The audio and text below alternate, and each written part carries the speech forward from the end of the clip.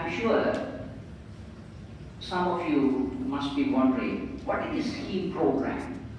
Is it another strategy to move the doctors from Nepal to UK? Or is it this is another strategy for brain drain or brain robbery from Nepal's healthcare system? Already the healthcare system is suffering a lot with a lot of population and medical problems and accidents and emergency related things. Before I explain the HEAM program, I would like to tell you a few words about the brain drain. There are 40 countries in the world. The low-income countries, I normally use that word rather than third world countries, or I use the developing countries sometimes.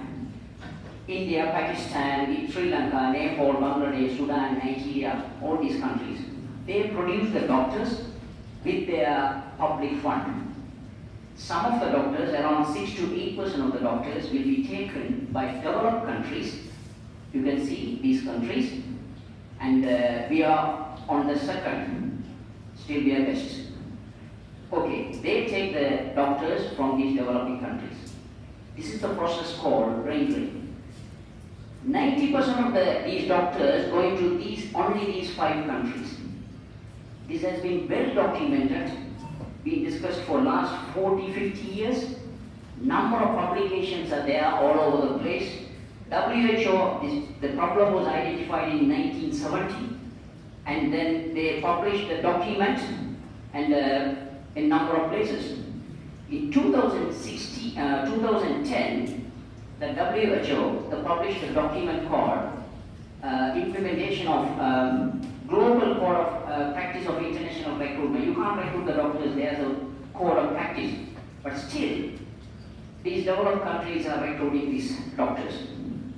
Now you're going to ask the question, so what is the problem? Why can't you stop taking these doctors, developed countries? That is the first question.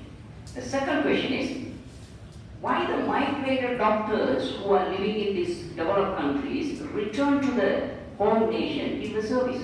Simple question. Answer is not that simple. To explain that, I'm going to explain our UK medical workforce. Simply, there are 2 categories of doctors in the United Kingdom. The first one is the CCT trainees, that's what we call. Once they pass out from the medical school, they will complete the foundation training, which is equal to your internship training, that's a 2 years training. After that, if they select the emergency medicine career, they will go through this number of years, basically 6 years. Then they will complete the fellowship exam, then they will become a consultant. The second group of doctors we call as a non-consultant or the career grade doctors. This is not a small number. Roughly around 40% of the normal doctor, the total number, which is around 43,147 according to the GMC. So the big workforce. Now we can understand, if you stop taking those doctors, the NHS system will collapse. So they can't stop taking that. This process we call as a brain-based, because the doctors, when they move to developed country, they think, okay, we will get the training program and we will be able to one day become a consultant. Actually, it's not. If you have any friend, call them and ask what kind of post you are working. They will say, are you working in the consultant post? No. Then they will say one of this particular name, maybe associate, specialist, staff grade, one of these names. There are so many names. They will give one of those names. They never reach as a consultant. This is a real story. This process we call as a brain-based. This is why we were thinking about. Now you want to ask why we were thinking about that. Professor Subedi, myself, the person sitting in front of me, Dr. Balasaras, they are the pioneers. We are the only few people who went through this process. Somehow we managed to become a consultant. This is less than 5% of the people. It's a very, very, very, very difficult process. So we thought, okay, we have to change this. Somehow for the future generation, we have to change this process. They can't just come and work here in the United Kingdom or any other developed country. We can't talk about other countries, so we can talk about United Kingdom. So now we developed the program called HEAM Training Program. In this program, There are two things. We select the trainees from the developing countries. We train them from there, the first year training, then move to the UK, give further 2 years training, then move them back to their home nation for the last year training. Then they will get the qualification by the Royal College of Emergency Medicine after the exam, MR camp. And also, we want to integrate another quality improvement leadership qualification as well. So they will have two different qualifications to well-skilled people give the service for the developing countries. This is the concept.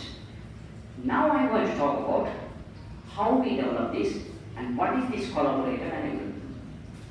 This is the first collaborated emergency medicine, hybrid international emergency medicine training program developed in the United Kingdom. The second point is, I never heard a similar kind of program in the world. But I don't know, maybe in the corner, but I can't 100% tell. But I never heard about it. What does it mean by collaborated? The UK emergency medicine system will be collaborated with developing countries of emergency medicine system, for example, Nepal. So we are not going to take completely 100% from the UK system. We're going to collaborate both. UK consultant will work with Nepal consultant. NMC, GMC, Royal College of Emergency Medicine, Nepal hospitals, UK hospitals, human centers, deaneries, politicians, policymakers, everybody will work together to find a solution. We can't work on our own.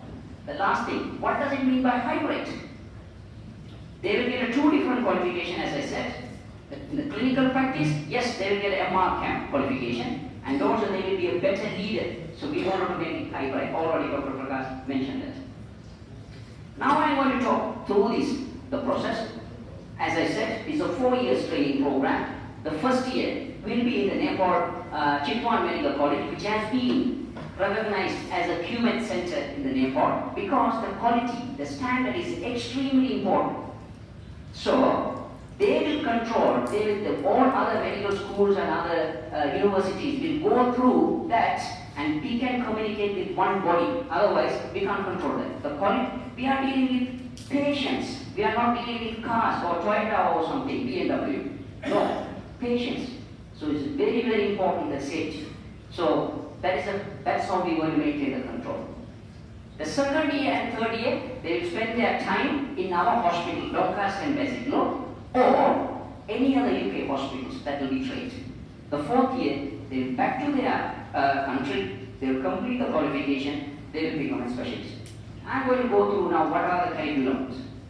First year, they will follow the emergency medicine for 6 months, and the ITU for 3 months, anesthesia for 3 months, and also we will give the induction to the NHS system when they are in Nepal. We don't want to take them and put them in the middle of the sea.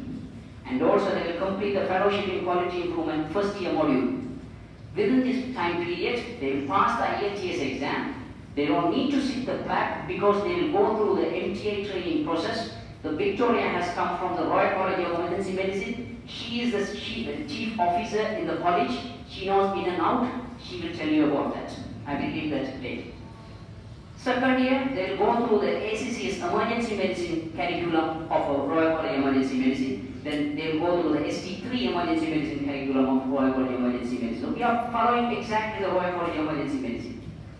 The third year also, they will continue and complete the second module of fellowship, quality improvement. Then they will move back to Nepal. In Nepal, they will complete the acute medicine and pediatric emergency medicine and local competencies. Because there are a few cases which is very important, this part of the Nepal. So, the developing countries, organophosphate and snake bite and these kind of cases. This which is very uncommon in the UK. So we wanted to make sure they are competent enough to manage those patients as well. We did not miss a single thing. Then when they complete the thing, they will sit the MRChem exam. Actually at the moment they have to go to India, but in the future we are working on it to bring the MRChem center in the Nepal.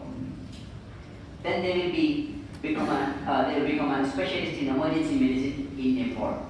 They will have two different qualifications. MRChem, recognized by Royal College of Emergency Medicine. They will go for the convocation to London.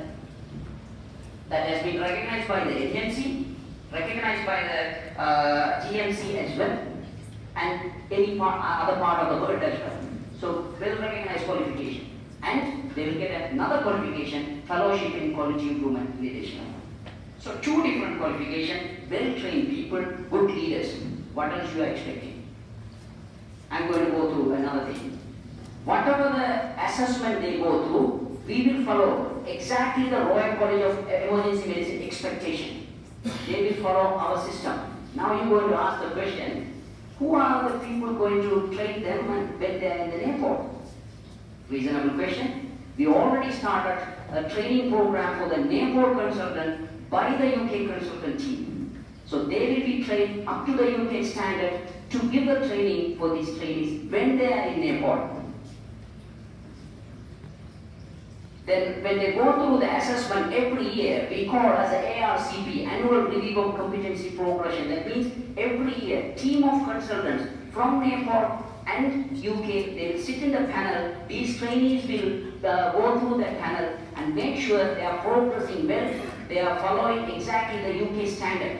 We can't compromise the standard at all. Then when they finish all the appointments, when they are in Nepal, and now you're going to ask, who is going to give the money? Good question.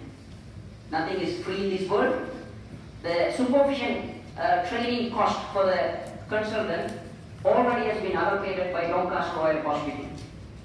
The salary for the trainees every year, they will get £52,500, which is equal to 15 million for 2 years, 15.75 million Nepalese rupees. This is the calculation. When I put these in the advertisement and all, because we designed the program, some of the questions from the social media and everything, why this is a wrong information, they are just giving this information and all. According to the FTA process, we can't pay less than that. First point. Second point is, when I was talking to Dr. Subedi, one of my trainees was standing next to me. He is from Nepal. Then he said, Dr. Khan, why can't you show my payslip in the presentation? Then I said, it's not nice. How can I show your payslip? And he said, I'm happy. You can show. You can put my name. Then I was, why is that? Why he is telling that? I'm an unmarried person. I'm from Nepal. I'm looking for a girl from Nepal. If you show this payslip, sometime I might get some click. That's an interesting approach. Unfortunately, I'm a consultant going for a conference, not for the marriage proposal. Anyway, whatever it is, that is how he is earning 32 million per year. I don't know, but he's doing that. Is a basic, you can see that. So, accommodation will be free the first month. They will be given the ATLS, APLS, ALS training free that has been funded by our hospital. FQ training, the fellowship training fund has been allocated. The e-portfolio from the day one from the College of Emergency Medicine will give the support. We pay every month, every year. That amount, you can see that. And total cost for the trainees, with including our running cost, roughly around 20 million Nepalese rupees. That fund has been allocated, which is in the bank, in simple terms. So, there is no doubt about that. They are entitled to bring their family members, immediate family members, actually wife and children, not the next door neighbor and ex-girlfriend and all. So the weekly teaching will be given continuously. Then, and also, the MTA training pathway, I'm not going to touch because she's going to talk about Victoria. So that is the program so far. I'm going to tell a few things.